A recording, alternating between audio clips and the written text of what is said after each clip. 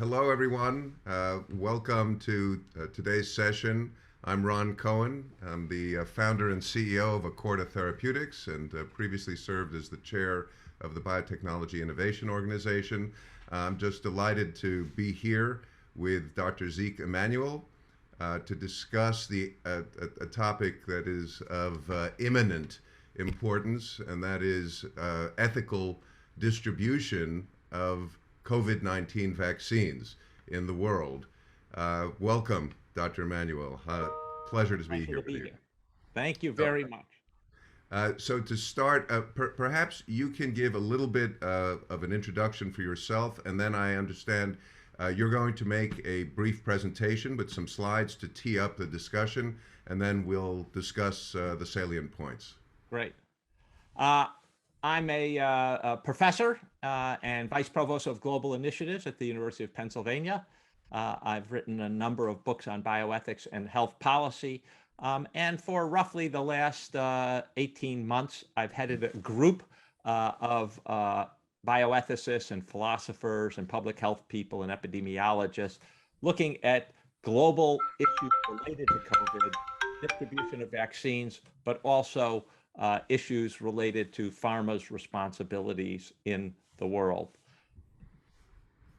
Sure. So I am going to quickly present a few slides here and talk about the ethical obligations of pharma. So during a global health emergency like COVID, everyone is morally required to help combat the disease. It's an overwhelming disease affecting the whole world. We have obligations to do what we can do. Pharmaceutical companies have special obligations in a crisis, a health crisis like COVID, because of their indispensable role in developing, manufacturing, and distributing COVID vaccines, but also COVID therapeutics, since now we have some effective, apparently effective therapeutics.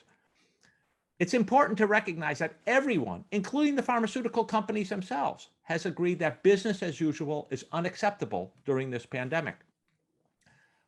They've recognized, and we all recognize, that market-based approaches will distribute vaccines based upon wealth.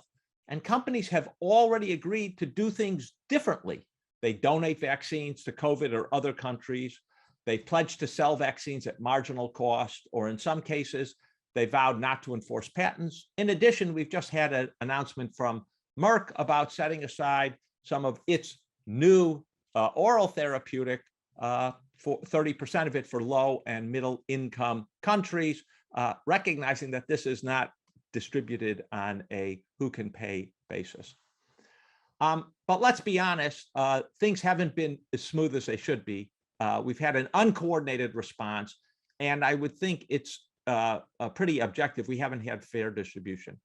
So there remain big ethical and logistical debates about IP waivers and technology transfers with the goal of boosting manufacturing access in the global South. About 4% of people in low-income countries are fully vaccinated compared to, say, the United States, which is even a laggard among developed countries at 60%. Now, a group of us that I mentioned who've been working on this for about the last 18 months, we delineated in the Lancet a few months ago an ethical approach to COVID vaccine production and distribution. And we've argued that any ethical approach has to satisfy 4 ethical principles. I think they're pretty uncontroversial principles. Optimizing production. We want to get as many vaccines produced to get as many people vaccinated. We want a fair distribution, and we'll talk about what fair means. It has to be sustainable. We're just not focusing on this pandemic. We've got to focus for the long term. So whatever incentives we put into place, they have to be able to allow us to respond to the next pandemic. And finally, there has to be some accountability, because this is a worldwide problem, worldwide financing of solutions. So I want to emphasize this principle of sustainability is often not considered an ethical principle, but we think it's vitally important. How do we go from these principles, which I think we can all agree to, and you can object or tell me you don't agree, to practice? I think it's pretty clear we can't, none of us, no individual company, no individual country can do this alone. It requires a multilateral approach. So multilateralism is ethically necessary to ensure a fair distribution and sustainable distribution of vaccines and therapeutics. Tiered pricing and global public goods approach can ensure a fair distribution, but they have limitations. And I think that's important to recognize. What do we mean by a fair distribution? A fair distribution of vaccines and other therapeutics cannot be based on population alone or wealth. I think I'll just give you an example. I think the COVAX distribution framework, their priority setting that they're going to distribute up to 20% of all vaccines based upon a country's population, is unethical. And it's unethical for a very important reason, that it doesn't qualify as fair. We do not say that we're just going to use population. When we distribute health goods, we distribute them on the basis of health needs. And so we think a much more important way of distributing scarce vaccines and therapeutics is on the basis of who needs it, who is having a crisis now, who is having large numbers of cases and large numbers of deaths. That's the basis of this fair priority model that we outlined before. So I think that's an important idea. We published that fair priority model a year ago in September in Science magazine. So in a global health emergency, fair distribution must be based upon health need, not population and not wealth. And those, I think, are very important. We need to look at who's having an outbreak and who is likely to have an outbreak based upon their situation, and distribute our therapeutics and our vaccines on the basis of that. Now, what does that mean for pharmaceutical companies? Companies need to limit the number of doses available for bilateral purchases to people who have money, and focus more of the resources on COVID health needs. I think this is very, very important. If we just let the market work, wealth will win. And we've seen that in all the contracts that wealthy countries have obtained. We need to create a global multilateral framework that distributes more of the vaccine on the basis of health needs. And companies should make their vaccine contracts transparent, including the plans for delivery and how they work with countries. Bilateral deals are secured with public funds and affect all other countries, creating a public right to accountability. And I think this is extremely important. There's no authoritative and widely accepted institutional arrangement for ensuring a fair distribution and a sustainable distribution in response to pandemics or other global health emergencies. We need to create an institution that can delineate ethical priority setting for the manufacturing as well as the production of vaccines and therapeutics in the midst of a public health emergency like the COVID pandemic. When the current crisis abates, and hopefully we're on the downward slope now, we need a critical evaluation of how well the existing uncoordinated conglomerate of public and private institutions is able to generate a more fair and sustainable distribution of the benefits of innovation like COVID vaccines, like therapeutics. We should remember it's been remarkable discovery, very compressed timeline, and very effective interventions for that timeline. But the distribution and the way that we do it has been defective. And so we need to change that. So I'm going to stop sharing my screen and we can have a discussion. Thank you very much. You're on mute. Still living in our Zoom world.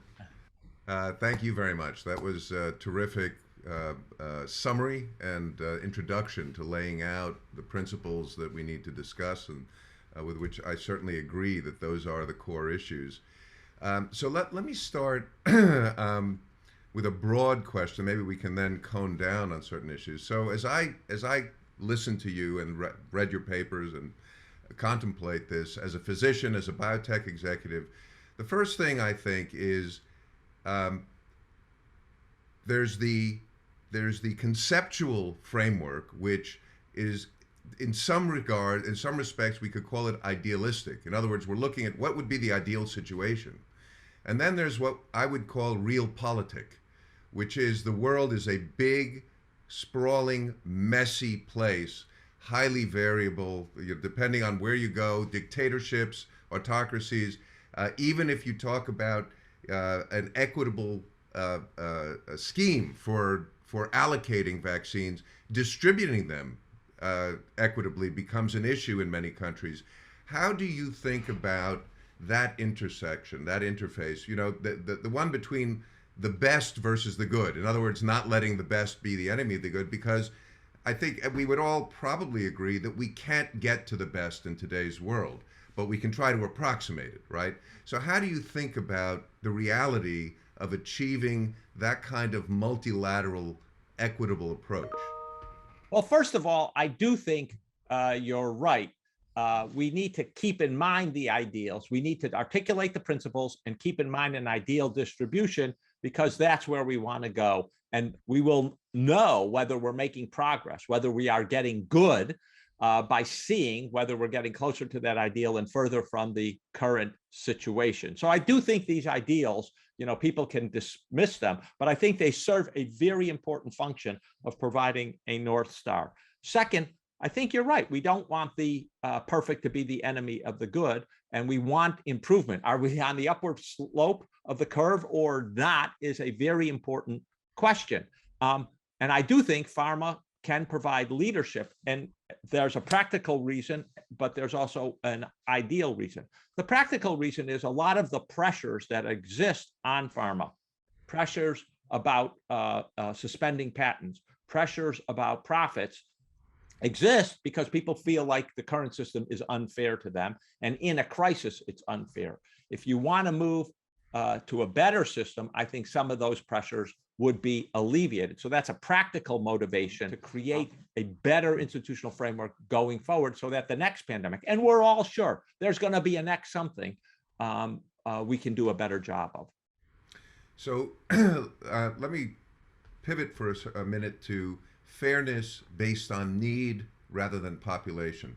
Yeah. So when I think about when I think about the place on Earth where you had the best opportunity to exercise that, it would be the United States.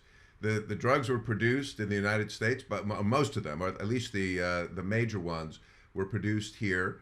It's a wealthy country. We should have the ability to distribute fairly and so on. And yet, if you think back, we were and continue to be mired in debates about, well, what was the need? Should it have been healthcare workers and older people in nursing homes first? Or maybe it should have been younger people first because they're more likely to spread the pandemic.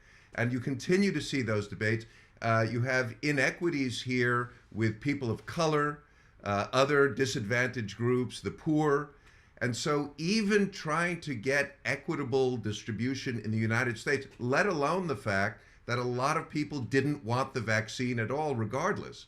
So it's a big, messy landscape that you're trying to address, and this is in the best possible place to try to achieve something close to the ideal. Now, if you expand that and say, all right, now we're going to do it on the world stage, I'm struggling to understand how you even begin to approach that.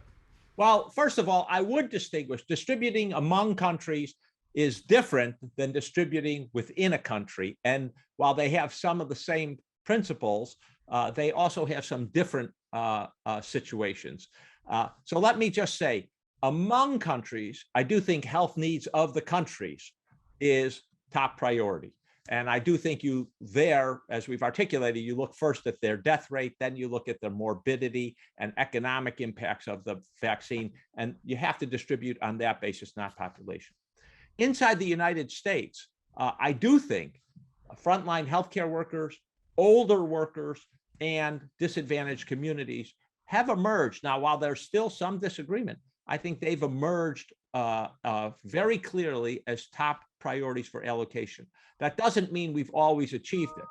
And part of that reason is that we have institutional structures that are defective in the United States, right? We have this federalism where we distribute vaccine or therapeutics to the state, and then they take it on. And many states, as we've witnessed, Florida, Texas, have not followed the principles that were outlined for distributing vaccines or therapeutics.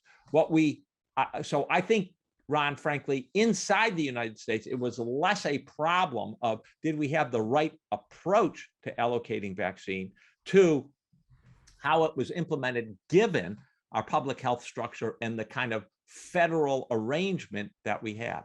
Let me say one more thing, which is, throughout this pandemic, we've seen a lot of nationalism. There's a lot of finger pointing at the United States or Canada or Britain, places that, locked up and created contracts for many times the population size with various different vaccine manufacturers. But we should also remember, look, India did it. India had extreme vaccine nationalism. And it's funny, I've been on a lot of these international calls and say, oh, it's understandable why India does it. Well, then why isn't it understandable why the United States or Britain or Canada? If vaccine nationalism is wrong, right, then it's wrong for any country, no matter what their economic situation, who's governing them, et cetera. I think vaccine nationalism is inevitable because, after all, even in democratic countries, the elected officials are elected by the people of that country, and their job is to protect the health and welfare of the people of their country. Nonetheless, we all have international obligations, and we do have obligations to other countries where none of us are on an island unto ourselves. Getting that balance right is, I think, one of the challenges going forward. And again, articulating the framework, how much of nationalism is acceptable, how high do you have to go on your vaccination before you really have an obligation to the rest of the world? Very important. And we've all experienced it, right? Delta arose in India, or so we think, right? And then spread to all of us, and we were all affected. So that international obligation, self-interest says we have some of it, morality says we have some of it, and frankly, global soft power says we have to have some of it. So I think this vaccine nationalism is a debate we need to have.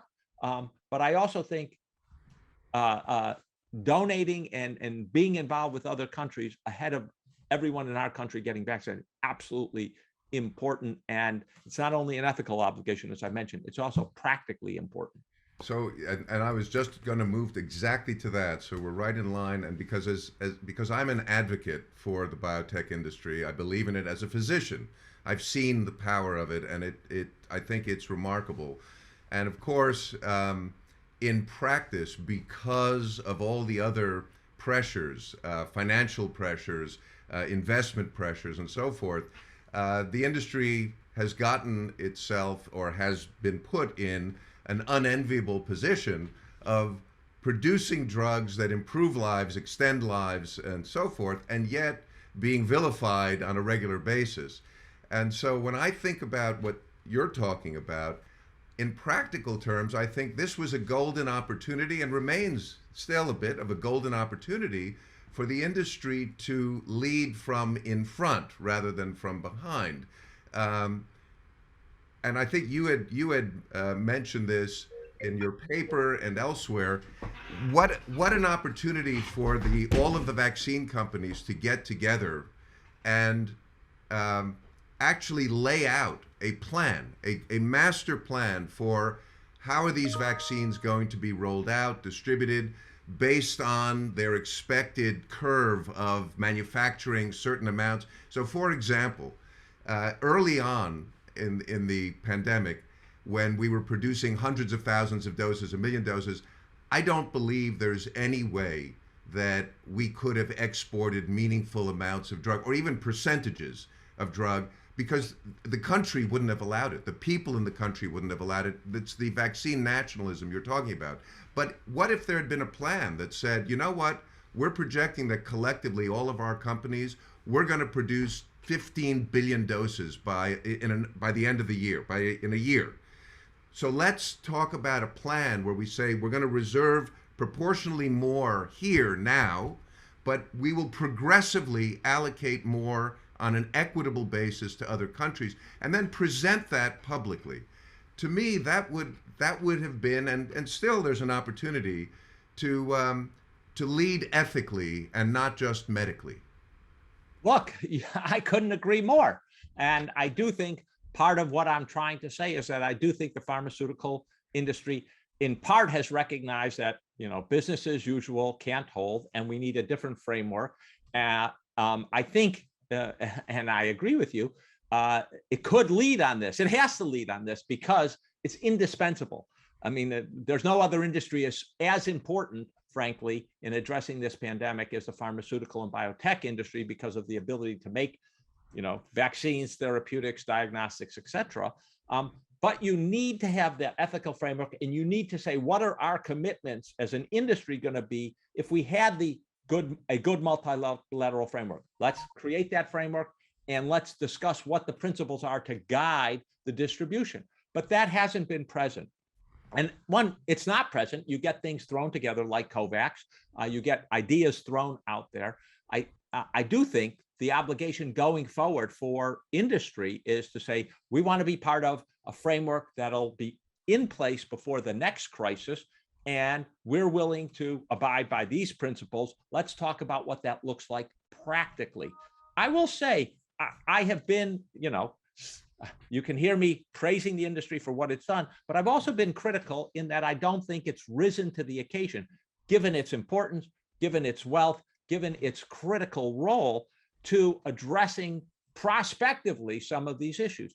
You've got to come to the table or convene others or say, we're willing to come to the table to create a solution and a framework going forward. I can tell you, again, I don't want to tout the group I created, but we wrote an article in Foreign Affairs as to what it would take to overcome vaccine nationalism and the kind of framework we think is ethical going forward. So there are starting points that can happen and that can exist out there.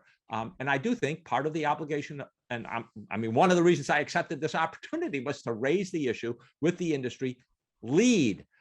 This is an area where you can not just lead scientifically, but you need to lead given your pivotal role in the situation and in the pandemic. And part of that leading is, let's help create a new institutional structure that's better than what we threw together during the pandemic to face the future health emergencies, whatever they turn out to be.